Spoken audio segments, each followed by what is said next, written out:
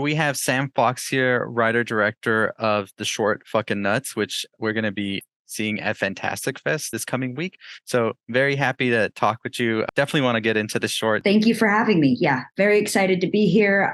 We just started our festival circuit. It's been wild. That's why I got to wear my cowboy hat because I'm prepared for anything. Yeah, I noticed that definitely keeping that Texas feeling coming into Fantastic Fest for sure. Oh, absolutely. I grew up actually kind of on, like, I would call it Old McDonald's farm because it had all the animals that were on Old McDonald's farm. And when I was maybe like between age 5 and 7, I would only wear my sheriff's outfit, which consisted of chaps, spurs, cowboy boots, vest, sheriff's badge, gun holster, fake gun, cowboy hat. And I used to go around outside at restaurants and I'd be like, "Hi, I'm Sam, I'm a cowboy." So going to this festival is like, I feel like I'm coming home. Even though my animal farm was in Los Angeles in the Malibu Mountains, probably not as legit as Texas. I think you still got that like essence of it though. So Yeah, I it's the Wild West, so got to keep it. getting to know you before we get into the short, what was like your like first like introduction to wanting to pursue like film? Um, so growing up in Los Angeles, it's kind of just shoved down your throat. Like I said, I grew up in the mountains and our nearest neighbor was far enough away that you never saw them and you didn't know who they were. Going into town was maybe 30 minutes and that town was basically Malibu or the suburbs of like Agora Hills. So the whole Hollywood thing was, you knew it was there, but it wasn't so much a part of my life at all. And I have no one in my family, no one in my immediate friend group growing up was involved in any of those aspects. But instantly, I fell in love with movies at a very young age. I was exposed to very, very dark films via my mom, who is reformed now, but she was fucking nuts. And my sister, who's 8 years older, who just loved to terrify me with whatever the horror film was of the week. I mean, we watched a lot of Cronenberg, a lot of John Carpenter, Kubrick, all of that stuff. So at like age 5, I was really deep into the horror film obsession. But I also had an obsession with like adventure stories because I lived in this kind of solitude mountain life where there wasn't really much parental oversight and there was no friends because no one could really, which is kind of the basis of Fck'n Nuts. I just, utilized my imagination. So like I would play, Jurassic Park was one of my favorite things to play. Ace Ventura Pet Detective because had so many animals, or, I would just reenact movies. So kind of that's where my early obsession started. Didn't really get involved into film until I was a painter up until I was 18, decided that I was going to go to art school and study fine art. And then I was kind of like, what am I going to do with a fine art degree? I only wanted to paint and I didn't really know what kind of career I could do with that. So kind of started acting because as a young woman who was interested in film, they tell you should be an actress. Realized that wasn't for me. And then I started producing because as a young woman in film who doesn't want to be an actress, they tell you should be a producer. Realized that wasn't for me. And I kind of just knew instantly, I'm like, I'm a director. But it's definitely not something that, anytime I say like I'm at a film festival, they're like, "Oh, are you an actress?" It's like, no, I'm a director. It's not something that a lot of young women are, but now you see it more and more. I'm sorry, I'm rambling a lot, but Oh no. I'm trying to give you the full spectrum of the story. So yeah, I found directing and instantly I knew, I'm like, this is what I was made for and put on this earth to do. And I'm so glad I found it because I was definitely swimming upstream for a while, searching. Definitely. I think that your career path definitely like I see like in just this one short I did see from you, I see like that painting aspect of it when it comes to like colors and just choosing how to blend all of that as well.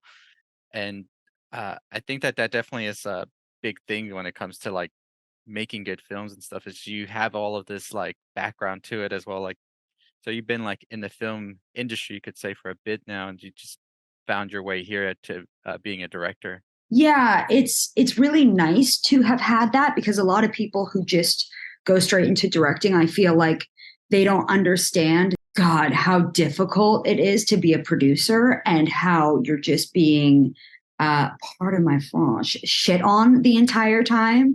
And you're like a therapist and no one is giving you help.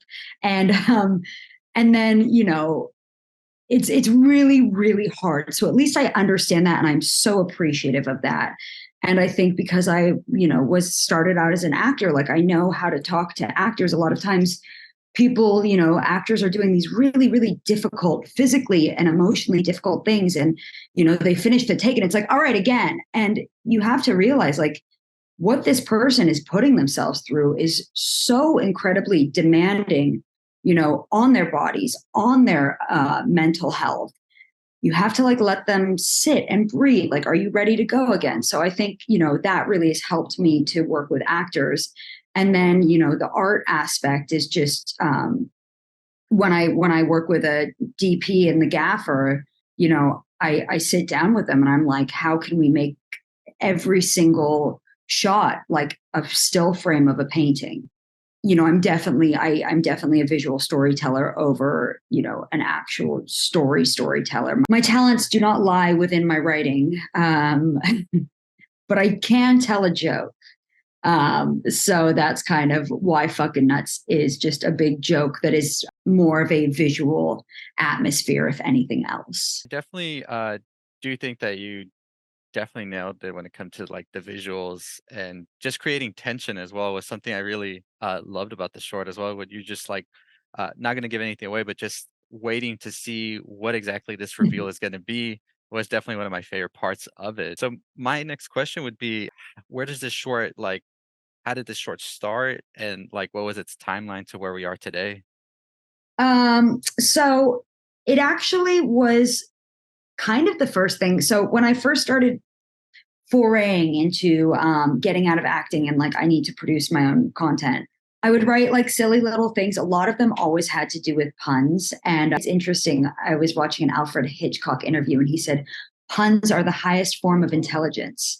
So that was like a nice pat on the back from Mr. Hitchcock. Yeah, because I don't know. I love like double entendres and confusing words. So I do love a pun. And I think they're so ridiculously stupid. But when I was trying to figure out how to kind of write my first script, I was like, I don't know. I only have these ideas. I don't really know a story to tell. And they always say, like, write what you know. If you don't know what to write, write what you know. And I'm like, okay, so what do I do with that information? The first thing that always comes to me is like my family, they're so absolutely insane that I feel like any story that I tell about any one of them is like that is gold. And so I'm like, okay, they've given me this stuff. I have to do something with it. And I always had this thing of like when I was talking about my family, I would be like, oh yeah, they're fucking nuts. Like, oh, my mom a fucking nuts, my dad fucking nuts, grandma fucking nuts. So that kind of gave me this thought of like, okay, well, what if I do this thing about, my experience, never really being able to have friends, boyfriends, absolutely not, come over to my house to meet my family because I would be exposed and my family would be exposed and they would know that the environment I'm in is one that they should not subject their child to. Yeah, so that was really difficult. And I never really realized how difficult it was until I got a little bit older and I kind of had this imposter syndrome. And I realized that imposter syndrome was because my whole life I had to pretend that I was someone I was not. My mom was a very, very bad drug addict and alcoholic. When you grow up in that environment, like you don't want CPS coming and taking you away. So you have to pretend like everything is fine. And you show up to school and you hear your friends talking about, how Bobby just broke their heart. And you have to try and be like, oh my God, that's so awful. And that was really informative on my experience, as a teenager. And so when thinking about it, I'm like, okay, this is the story that I want to tell. I want to tell what I couldn't talk about back then. I make a joke out of everything. It's a problem that I have. And I think it's a problem that I've it was kind of my coping mechanism is to smile and entertain and to laugh about it. And it's really helped me and it's really gotten me through it. And I'm very appreciative of that quality. So I thought, if I'm going to do this, I'm going to do it my way. And I'm going to make a joke out of it. And I'm going to make it super stylized. And I'm almost going to make it like almost like a fairy tale or alternate reality, because I feel like what I was living in was an alternate reality. And so I didn't want to base it in like, this is what it actually looked like. I wanted it to seem like very theatrical and fake in a way. Yeah, definitely think you did. It's amazing you can take those experiences and take them and sort of release them as this form of art. And I think that's sort of like a release as well for all of those emotions as well. And I think you really nailed it. Like you said, you made something that feels like an alternate reality, almost like a dream Yeah. feel that it has from the beginning as well. And it gave me like some like David Lynch vibes as well to it as well. This, uh, especially knowing now more of the context of where it's coming from as well. And I think he really did a great job at that, at just like expressing these emotions and making them into something completely different, but at the same time, at its core, it's still that. Thank you. Yeah, it was definitely like when figuring out how to do it, it was a difficult balance because, you know, I I wanted, especially when working with Maddie Nichols, who kind of is the interpretation of me and what I was going through. I was like, look, this is a comedy, and the situations that you're in are completely absurd and ridiculous, but you have to be like the emotional, the emotional weight of this picture. You have to play it like this is the end of your life, and this is very real. And in the circumstances of everything that's going on, like I'm so blown away by what she was able to do, because it's really hard when you have to be that person that's falling apart in a comedy where everything else is so heightened around you. And she did such a brilliant job. And I really, in our prep process, I kind of told her about everything and that was going on with me at the time, and my experience and how I dealt with it. And she could definitely relate to a lot of it. And it was just perfect because she was the first person that I wanted for the role.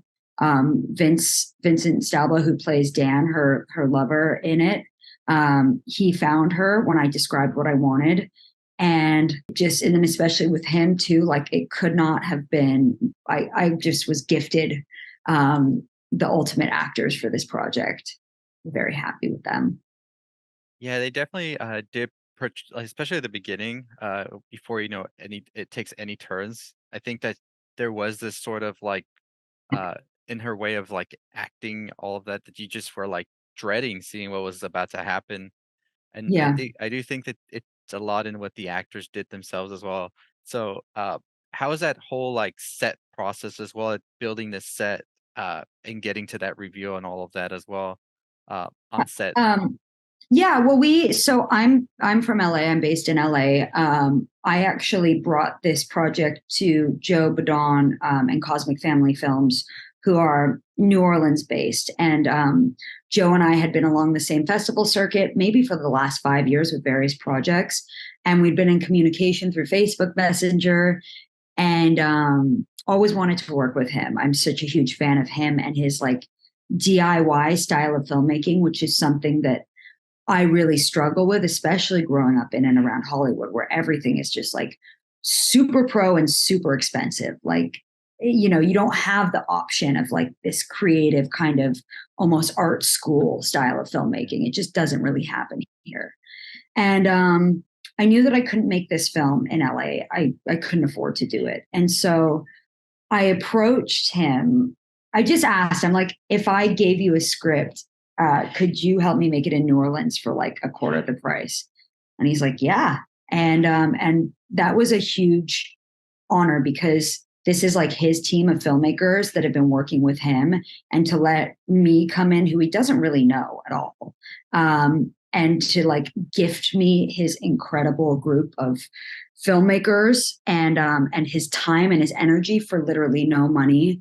I just got so fortunate because I was in such good hands. I was really taken care of. And so I prepped as much as I could here. I kind of communicated as much as I could with them in New Orleans. And then they brought me, vendors from New Orleans, costume designer Paul Tuger, who made the costumes, like did an incredible job for so little money. So it was really nice. It was a nice experience to come into like not having all of it on my shoulders, which is normally what I do when it's all here. And there was only so much I could do because I wasn't there. So I came in about a week early before we filmed and prepped as much as I could. But when I got there, that's when we went to the prop house, and they basically gifted us everything that was in that house was not there. It was an empty house. So they gifted us pretty much every single prop. And I worked with Brooke Sellers to do the production design, and she just did such an amazing job at making the house look terrifying and chaotic and disgusting. And as soon as I got there, I got to meet Maddie and do a dress rehearsal and talk to her. And we all stayed in an Airbnb in Slidell, which is like an hour outside of New Orleans, and we were there for a few days as we did the pre-light and the set build. And so we got to hang out together and get to know each other and live on top of one another and work on top of one another. And instantly that just, it creates this bond. Yeah. And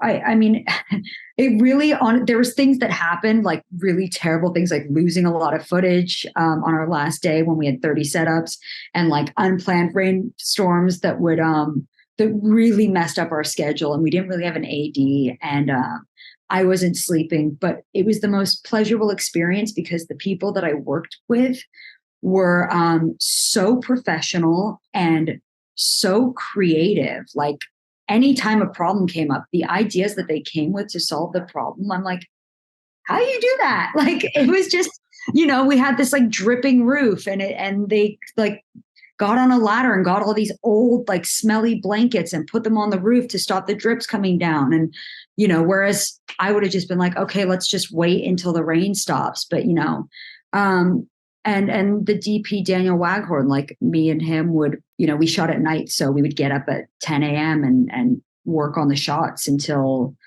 we had to go to set at like 3 p.m. And to have that like collaborative experience with him, and he's just so wonderfully skilled at his cinematography and taking my ideas for shots and just making them 10 times better. And literally anything I asked for, he was like, yeah, no problem. So I couldn't have been more blessed, despite the different things that happen. But that's a film set. It always happens. No, yeah, definitely. I think that's always like great to hear is like when you can have these great collaborators that you can just like let go and to trust them that they're going to be able to see your vision through. I Yeah. like your little dog. This is Oops. She doesn't like when I do interviews without her, and she just wants to give her input because she was the EP, and she just wants to say hi. Hey. But yeah, I think that the worst thing that you can have on set is we have a policy: no wankers or no assholes. Mhm. And to me, like no matter what happens, it's an adventure. And if you have that collaboration and that support and that love, which you develop really fast because you go through these, heightened emotions in such a short amount of time, you can kind of go through anything. But if you're on set with an asshole or a wanker, your experience, it doesn't matter how good your shoot goes. It's a drag. Yeah, I do think that as well, that you do need these good collaborators, that good chemistry on set in order to get like the best results. So like coming from this like set, this short, and what's like your biggest takeaway going into your next project that you took away from like this whole experience with this short? I mean, there's a lot of takeaways. Number one, this, I started out with directing with like the lowest of the low confidence that you could possibly have. So much self-doubt. Like I said, the imposter syndrome, and seeing like my last film, Bad Acid, which I went into like just having no idea what I was doing and being really unable to like communicate what I wanted, to then seeing like that have some success on the festival trail and won some awards. than to go into Fck'n Nuts and be like terrified, because now I'm like, okay, well, now the pressure is really on, because this is now the next thing that I have to do, and it has to be better, and I have to grow from this. So I drove myself into the ground trying to, perfect this. But it really gave me the confidence of like, if I work hard and if I really know what I want, I can communicate that.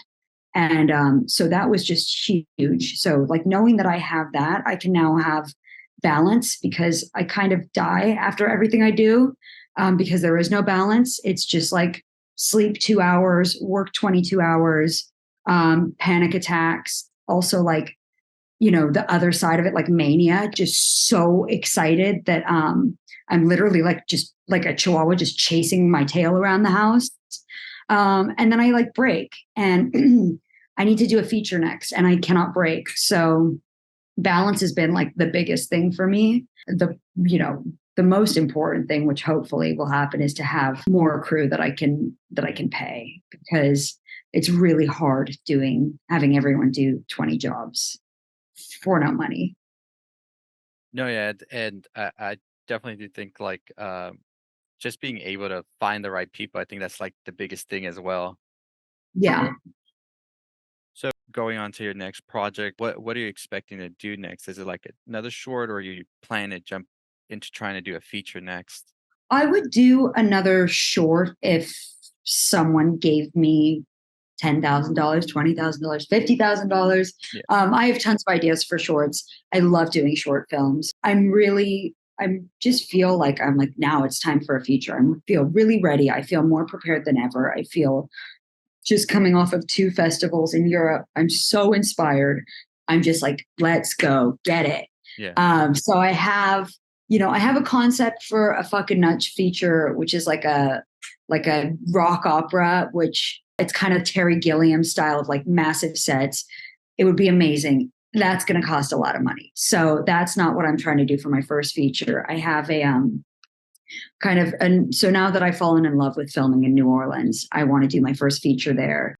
This is kind of a story following a struggling street artist who kind of rises to power. It's kind of about my experience as an artist, never being able to trust who has your best intentions, who wants to help you, wants to get something from you.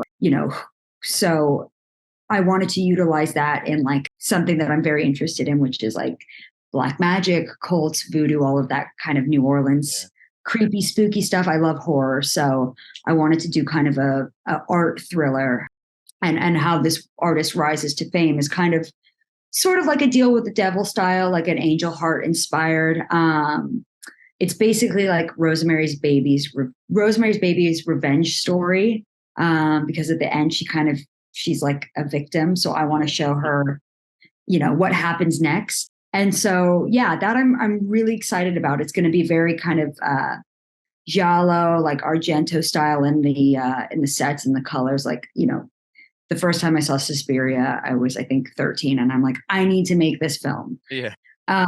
So I know I can't make that film. No one can, but definitely want to kind of channel that same extravagance, and then have, this kind of thriller aspect, and deal with mind control and brainwashing, and like the cult like aspect, and using it through the art scene. I'm very excited about that. So I'm using Fck'n Nuts, and the festival trail that I'm on, to try and attend as many festivals as possible, and take meetings with different distribution production companies, pitch them this idea, and say, let's make a movie. Just need 3 mil. That's it. Yeah, well, good luck with that. I do hope that you're able to get this vision out. And yeah, I just Thank caught you. Suspiria a couple weeks ago, and I agree. It's just like a timeless film for sure. There's something special about it. I, yeah, I mean, every time you see it, no matter how many times you see it, you're just like, your eyes are wide. I mean, it's just so beautiful. Like, you've never seen anything like Yeah, that before, and you'll never see anything again.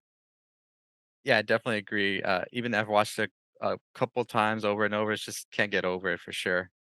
One of my last questions for you is when it comes to filmmaking, is there like a certain film that's just like like, inspired you to, like, 100% go into filmmaking or say, "I wanna do something like that one day?"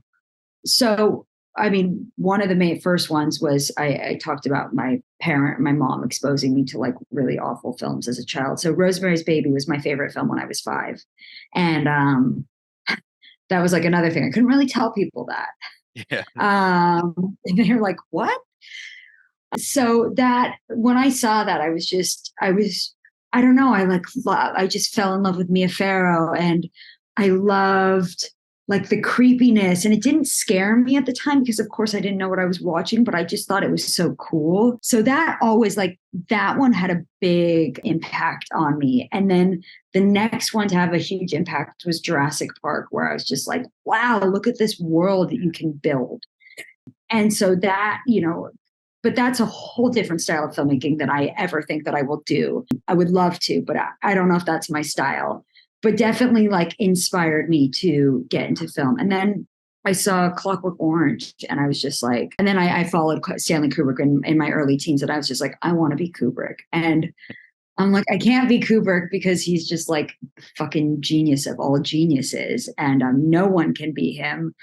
And then I saw Suspiria, and I was like, okay, well maybe I can like take little parts of all these directors that I really love, and I can be Sam and have my own style. And so yeah, I think like a lot of people see the giallo influence. Mhm. There's kind of like that, that horror thing that I like to do, and then mix it with the kind of British environment that I grew up in, of like Monty Python and Faulty Towers and all these like really silly, absurd British comedies, which is where I kind of get that the silly aspect of the films from.